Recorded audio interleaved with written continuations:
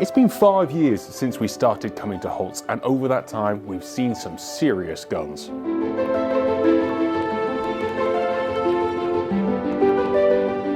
And today we're here for the December 2024 main sale. They've got a lot of nice guns, a lot of pairs, a lot of nice English guns, and a lot of modern over and unders, and we are going to have a look at lots of them.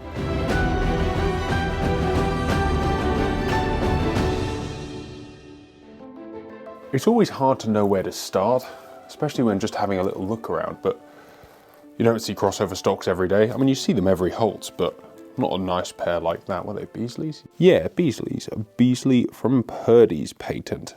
Beautiful locks, and as you can see, the locks are actually curved with the shape of the wood, so all that internal mechanism will have had to be tuned for bent locks. Bent strap at the top and at the bottom, but you can always tell a Beasley from the way these fences are designed. Very beautiful, quite a angular looking gun, but not a bad looking thing at all if you're after something properly London.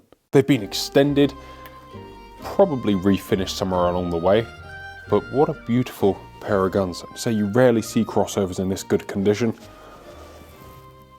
One day I'd like to try one. For those who don't know, the whole purpose of this stock is for somebody who's right-handed but can only operate their left eye, or if they're center vision, to get their eyes perfectly aligned with the center of the gun. Something this harsh, more than likely for a left-eyed shooter, so when you bring it up, your left eye looks down the rib. Pretty cool, I think. And it's a pair, by the look of it. It is indeed a pair. I mean, I don't know who'd buy those, but someone who needs a crossover stock, or just somebody who fancies something different. A couple of Fausti Italicos. Faustis are interesting guns. Definitely designed sort of marching to the beat of their own drum in the way they're designed and the lines and stuff. You'd be forgiven for thinking that this was actually a French gun, just the shape of the locks looks a bit more chapuis, but it is a nice enough thing. At least it's different, right? And different is often good. But in terms of different and good, this is different and very good. This is lot 1404, a Pirlet of Paris. It's a side lock, non-ejector, 31-inch pitching gun. It's got the carrying straps on there, so, you know, could perhaps fall into the wild fowling bracket, maybe, given that it was carried. But you never know, maybe if you wanted to shoulder your gun at a pigeon shoot, that would be a interesting thing. What I really love about this is a couple of features, other than the fact that it's just a good old spec, is these fences, and the way that the beading rolls up the top and turns off to a broken off branch of the oak leaves with the oak acorns up the top there. Look, it's not the most refined in the way that it's sculpted around here. The whole purpose of a pigeon gun is to be big and robust, but this seems to do it in quite an elegant form. It's one of those guns you feel like you could shoot it, and that counts for a lot. Condition-wise, it's probably seen better days aesthetically, but it locks up tight, and that's quite good. I doubt it's in for mega money. It is missing the plug from the butt. In very un-British fashion, you actually have the engraved oval or circle on the top. Being a pigeon gun, it's manual safety. I think that is a lovely buy for somebody who wants a slightly obscure but extremely well-built side lock. Even if it is French, they do build some good things. Over the years, I often think of how many guns we've missed out, because you kind of walk along and you go, I've seen something similar, but actually there's so many gems hiding in these racks from all corners of the gun-making world. Is that an AOA round body? Yeah, just a beautiful thing, stunning wood, sort of thing that, again, I always feel guilty for leaving out. This is lot 1502, a Burn Thiesel 20 gauge side by side, made by Frankholt for Burn Thiesel. And the thing that made it jump out is the design. This gun is from 1901. But just look at it, isn't that? I mean, I find this engraving style, to me, looks incredibly modern. I know it's not, but it's having come back around. This sort of wild, wide, large stylized acanthus is beautiful. And I mean, just look at that. I love that. I want that on a gun. It's not actually a side lock, it's a side plate look. You've got a pin in the side there, and all the hallmarks of it actually just being a box lock underneath. In this instance, just an adorned box lock. If you're going to adorn it, make sure you adorn it properly. What a beautiful looking gun. Same theme happens here on the bottom. I think it's a really fine looking thing, and the same goes up here in the detonation with these leaves that come around the side. All in all, just a lovely, delicate gun. For £800 to £1,200, I think this is one of the more beautiful bargains in the sale. Again, it's the sort of gun that nobody will really appreciate except the gun geeks, and well, I don't know, if you're looking for other people's approval, this probably isn't the right thing, but no one's going to look at it and go, that's ugly. You've got the large forend, sort of semi-beaver tailed actually, extra long, extra deep, which you see more regularly on Francots. And on the top here, the machining on the rib is stunning. Ribbed in its own way, but actually when you present the gun to the shoulder, it works. Yeah, that is just a nice thing. Really very pretty, and the sort of thing that you probably wouldn't look at in a catalogue online, which, I mean, all these guns are catalogued on their website, so you can go and look at all of the details as you wish, but the sort of thing that when you're here, which is why as much as I look, as soon as you walk into the room, the things that look nothing on the website jump out at you and sort of show themselves to you in a more appropriate light. This is where your heart happens and your head disappears. This is an FW Lightwood Brig of Grimsby. It's a single barrel, which again, not the sort of thing I'd even look at on there. The only reason I look at the single barrels is to check out what obscure pumps they've got in, like this Ithaca 37 Featherlight, which is a real top grade, real interesting thing, and the obligatory 97. But this, I didn't even cast my eye over. This is an 1870s patent. You've got a lever on the bottom, put your thumb on it, pull back, and the cartridge hopefully will fall out the bottom. Ease of extraction, I don't know, ease from a cartridge belt.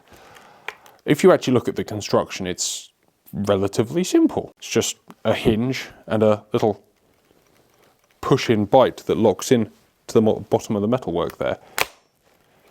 But just an interesting piece of gun-making history. Pairs of guns are interesting things, right? They're generally for a market who isn't me. People who shoot a lot of double gun days, or people who want a pair of identical guns so they've always got, well, one in the shop, one in their hands. I like variety. Variety is much more interesting. It's also a fantastic excuse when you're out in the field. They've got a lot of pairs in this sale, some case side by sides, and again, quite a few over and unders, everything from 20 gauge 687s with the rounded grips, 687, 687 silver pigeon 3s. Quite a nice thing that actually. Just for a good workhorse pair of guns. Pairs of custom Brownings, and the Brownings vary from everything from this pretty elaborate side plate all the way down to just pairs and singles of B2Gs. Lot 1374 in my hand is a pair of E1s. If you're into them, like, the saving you can get on one of these over a new one is outrageous, and the quality of workmanship is just fantastic. Not going to be everyone's cup of tea, but that is fine. That's why there's so much variety. So what, 3 pairs there? 2 12s and a 20. We've got a pair of Wesley Richards, a pair of Webleys, these 2000s, called 2000s. What are they called? Or Jensens. 6000s. I can't remember the exact nomenclature of these, but it's a Webley and Scott Turkish-built side lock over and under. You can actually pop the side locks off of this. You'll see that inside it's not complete garbage. Like, it's a relatively well finished gun. It's lot 1363. My guess would be you can have this pair of guns for less than £2 grand. And if you want a pair of guns for having a pair of guns' sake, and you want a pair of side locks, or you want a side lock because side locks are cool, I'm gonna leave that in. I'm not gonna get involved. If it doesn't want to come out, I'm not gonna force it out. And hey, I don't own it to break it, and I don't want to have to bid on it after I've broken it. So we're gonna leave that one as it is. Good idea. Good idea. I thought so, Michael, but they're quite cool. Came with thin wall chokes. Like, the whole concept and design is pretty simple inside. And, well, look, we're not saying it's as good a quality as a lot of other things, but it is interesting. I have shot one of these, actually. I've shot a couple of these Webley and Scott side locks. A few friends over the years have had them because you can have them for such reasonable money. And they're not bad. They're unequivocally not bad. Nice pair of Royals, pair of Parazis, MX8 20 bores, pair of AWA number 2s, pair of EE double Ls. Like, just a good old selection here. Including these pair of Maruku box locks. One presumes a composed pair, seeing as I doubt they did any factory pairs. Yeah, have a look at this bad boy. December 2024, lot 1300. Maruku box locks. Maruku Firearms Co. assembled in Korea. This is an interesting one. I've seen a lot of the box locks. I don't think I've ever seen one with that scroll back before, but it is interesting to see. Again, Maruku's firearms history is something that is completely under-documented and under-recorded. But interesting. Assembled in Korea. I mean, they're going to be inexpensive. And if you want a pair of guns, just to say you've got a pair of guns, that's a great pair to have.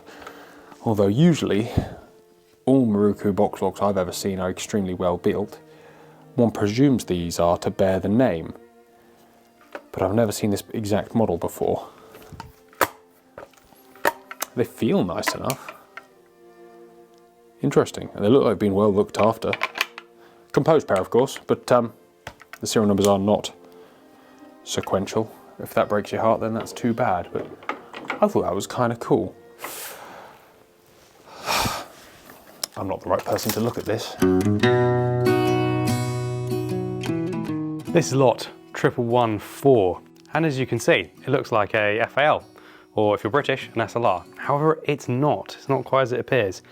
So this is manufactured by a Brazilian company called Imbel, I believe, and it's actually a dedicated straight pull, which is kind of rare because most of the ones we get in this country are really a converted from semi-auto SLR or FAL. Still uses 7.62 with the same 20 round mag, and you see they had bigger hands back in the day, so I actually have to reach for that magazine catch.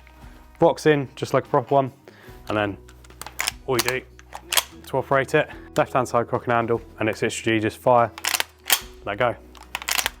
Still retains the traditional 21-inch barrel, detachable muzzle brake, battle sights, and it's just kind of a cool piece of history really. If you want this kind of military style battle rifle, but you live in the UK, this is one of your really only options. This one has an estimate of 2 to 2.5, but I reckon it'll go a bit higher than that. Now, I've found something really rather special. This is a Boss double rifle. Now you may say, Michael, I've never seen a Boss double rifle, and you would probably be right. This is only one of 11 ever made. This particular example was made in 1909 as a 303, but it's been converted in 1985, or reproofed in 1985 I should say, in London, as a 9.3 with 74R. In case you've never seen one before, this is a snap cap of a 9.3 with 74R. As you can see, it's a bit of a beast. The 9.3 is mainly used for driven bore shooting, and mainly in Africa on plains and dangerous game.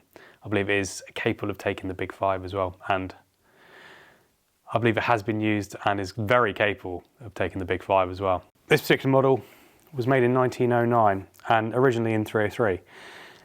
I believe the original owner actually requested that it handle like a shotgun. Unfortunately, it is a restock, but as you can see, it is a very nice, well-figured restock. Having said that though, that hasn't really affected the price. Given its heritage, it's currently estimated at 30 to 50,000.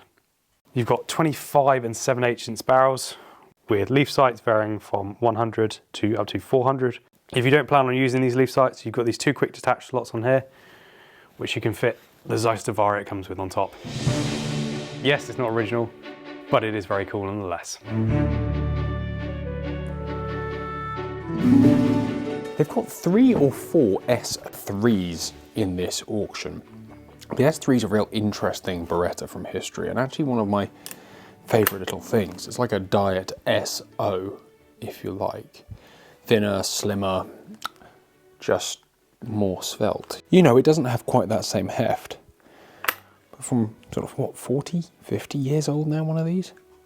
Yeah, nearly 50, in that ballpark. I still think it holds up to date in terms of gun design. Obviously Beretta are, and always have been since then, been at the forefront of such things, so it's unsurprising that gun fashion is dictated by things they've done in the past, but I really do think that these S3s are lovely looking guns. I also love the oval on 1606. I love the engraving and I love the border. It's just, you rarely see a border like that on an oval. Lovely touch. If you look at something like the SL3, you notice a lot of similar lines, lock sizes. It's a side plate, not a side lock on an SL. But a lot of this same stuff sort of comes to bear. And I've shot a couple of these. A few friends have had them over the years, and I must admit, every one I shoot, I'm like, what a nice thing, especially for the fact that they're just not worth a lot of money. What, a couple of grand will buy you one? And it's a lovely hand-ish built gun, or certainly a lot of hand regulation goes into them. What I really like is they're very slim in the grip, but they still have palm swell. It's like a very gentlemanly, refined grip. I'm a big fan of that. It really is impossible. It's why we called this 100 guns at Holts to begin with, because it's impossible to come here and choose a dozen.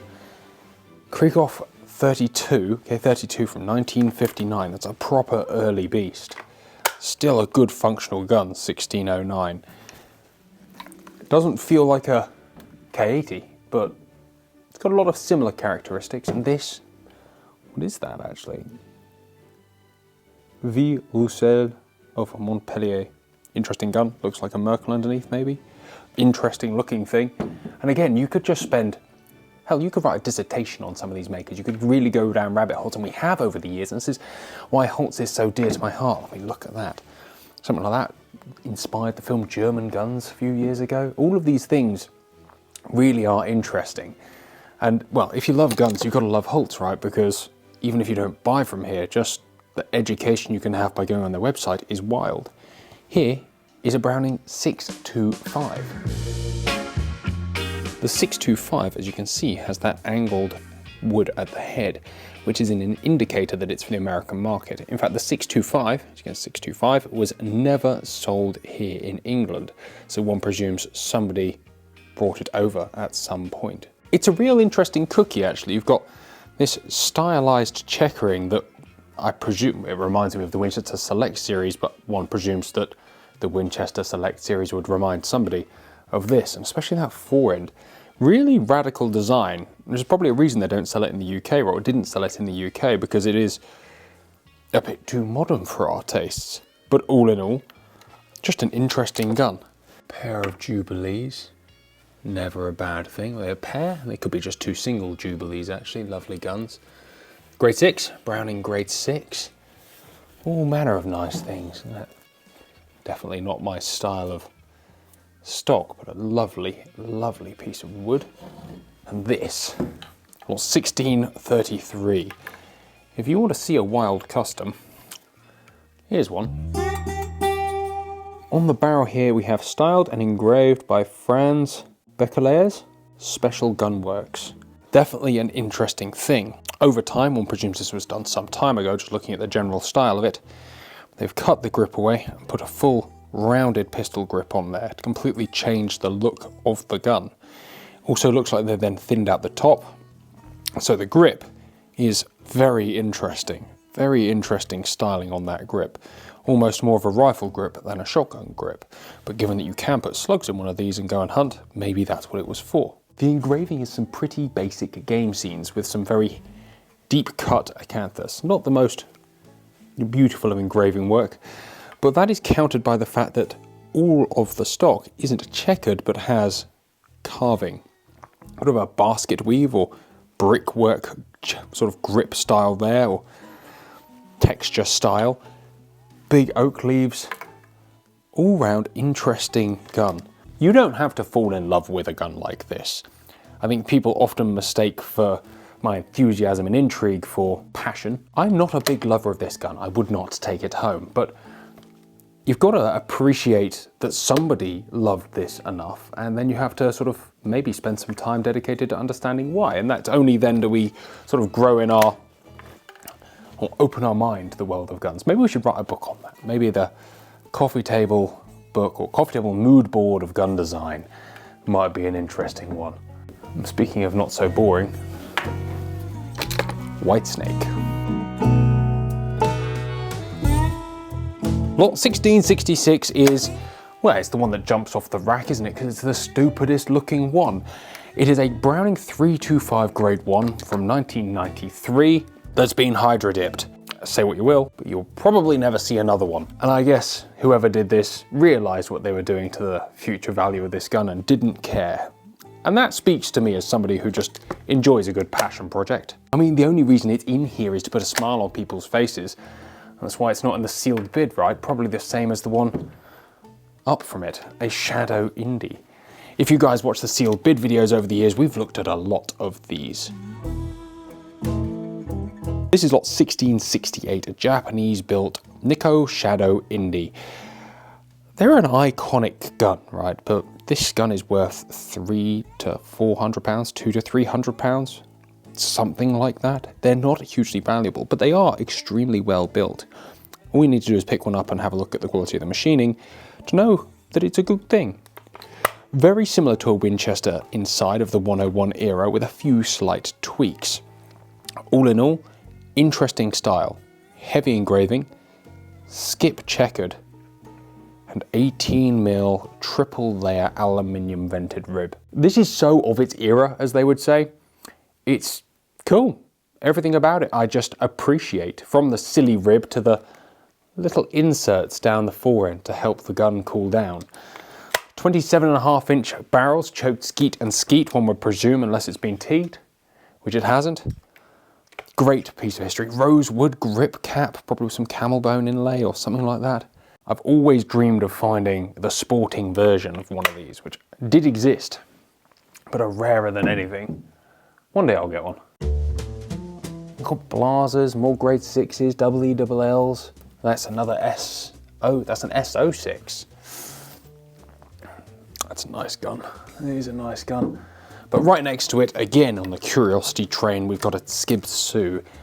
I remember seeing my first good quality one of these, and that was at Holts. From the CCCP mark on the barrel, you'll know that this was made in Russia, but this is no Baikal.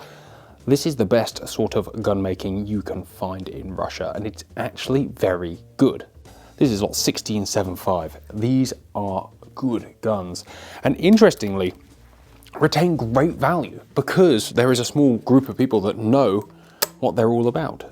It's not like $1 million or anything like that, but given that most other Russian guns you have to pay someone to take it away, this is very different. Always wanted to actually have a proper test of one, and maybe one day we will. Just have to win one at Holts, because it's the only place you find them. Of course, there's more common things as we've looked at. F3s, there's a couple of DTs, DT11 black carbon edition. Carbon fiber detachable trigger unit, it's quite an interesting thing. That's a proper modern gun. And if you look at the wood on it, I mean, you can come to Holts and just get a normal everyday gun. This place isn't all about weird and obscure. In fact, most of the side-by-sides in here are just good, honest Belgium, Birmingham and London made side locks. And we could indulge in a lot more of those, and we really do, but you don't need to see another Silver Pigeon, you don't need to see a standard F3. But there is interesting things here. Caesar Greeny Essex, yeah. The Essex? It's got to be an Essex. Yeah, Essex Case Galahad, and I remember when these first came out, what, 15, 16 years ago? More than that now. But I really, really liked it. Fine scroll, nice lines, just a good gun, and they weren't a lot of money back then. And to be fair, lot 1688 won't be either. But they discontinued them, which is sad, and sort of dedicated themselves and their range to slightly more exotic things. But I always thought that was a good looking gun. Very British, maybe not authentic looking to what it is, but from 100 yards you would be mistaken for thinking it was an English gun. The Holts showroom changes auction by auction, but generally there is a theme. These cabinets are where they put their favourite things, or just the financial big hitters. And this cabinet couldn't be closer to that truth. We're going to put them on the table and have a look through. 6 guns on the table, and 6 very fine guns indeed. Although maybe 5 fine guns is a better way of putting it. This one is the odd one out. This is a Wilmot of Liège, Belgium made, but it is a Canardier, a French-style duck gun. Two interesting features that sort of indicate that. Firstly, it's got two catches. The one on the left of the action here is a greener-style safety catch. This is safe, and this is fire. And on the top, there's a different thing. It doesn't say safe, it says double. And that's because if you flick this off, a pull of either of the triggers will make this gun double discharge. The general size and strength of this action indicates that it was built for such a thing as well. Large bolsters, deep action, long action, and one presumes 3-inch chambers. You've got long barrels, which do not converge. In fact, they do quite the opposite. At the front, they are actually wider apart than at the chamber. This is because this isn't for shooting ducks in flight or single ducks in flight. This is a meat hunting shotgun. My understanding of duck hunting in that part of the world at least is that they sit in bunkers, wait until the ducks are roosting or gathered on the water, and then take as many as they can with one shot, because it's about food, not fun. And inherently going out and shooting 5 shots at ducks, whistling on the wind and coming home with nothing isn't as much of a party as turning up at home with 5 ducks and having a bottle of vin with your friends. I really think this is interesting. We've seen some Canardiers, or modified guns to be them, but never a specifically made one, and this one is extremely tidy. One would have presumed if it has been used, it wasn't used a lot. How cool is that? Lot 1701.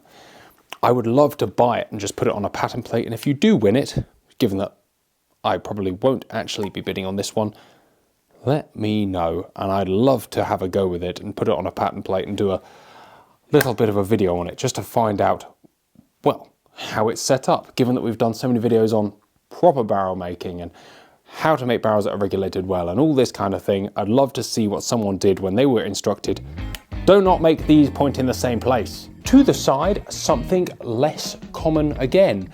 Not as uncommon as this, but still rather special. It is a Beasley 20 gauge. Pretty cool. This gun is actually marked up as number 4. As a single lot, this gun is purchasable. If you'd like to buy 4 together, there is a quad over there as lot 1399. I really like this little thing. I mean, it's the first gun I've picked up in a while with too much cast for me.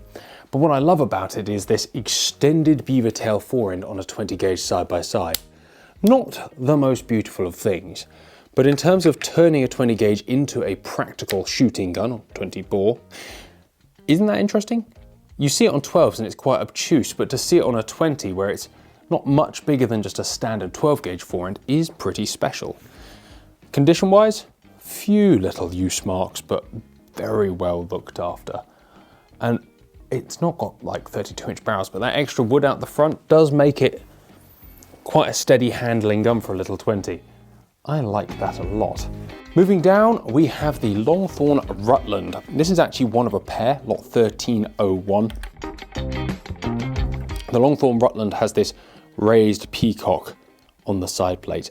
I always like that. Having that 3D addition is just, I think, quite special. We've done a lot of stuff on Longthorn over the years, so you'll know a lot about them at this point, but I always liked a Rutland. What, got to be 15 1/4, something like that. 15 1/2, very deep. Probably want to get it restocked for you at some point if you're going to get this pair of guns, unless you are perfect for those. But yeah, the Rutlands, a pair of side lock Longthorns, and they're in for not a lot of money. So if you are thinking of one, really not a bad way to go financially, a heck of a saving. And the same could be said for this Holland & Holland Royal, which is only a few years old and represents a saving of about 90 grand. Pulling the barrels off, it is made in 2013. I really like the look of this gun. The design, the engraving is extremely sharp, and actually all of the fit and finish is really very superb. A Royal Deluxe. One of the finest side-by-side shotguns ever made, it really is. If I had a spare 30 grand lying around, this would not be a bad place to put it in a gun. From the quality of the engraving, and it is beautifully engraved, to the way that it opens and closes just shouts to me that this is one they spent extra care over. Next to the Holland & Holland we have a Purdy. Not my favourite Purdy in the room, but mechanically probably one of the soundest. Very dark case colour hardening with a very bold scroll.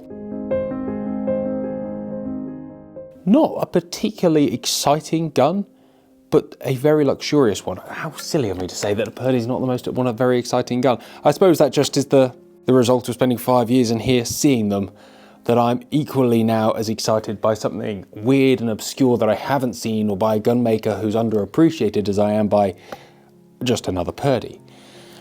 A good example of that is this next gun. One of the finest guns in the sale by far. It's lot 1470, a Wesley Richards round action sidelock.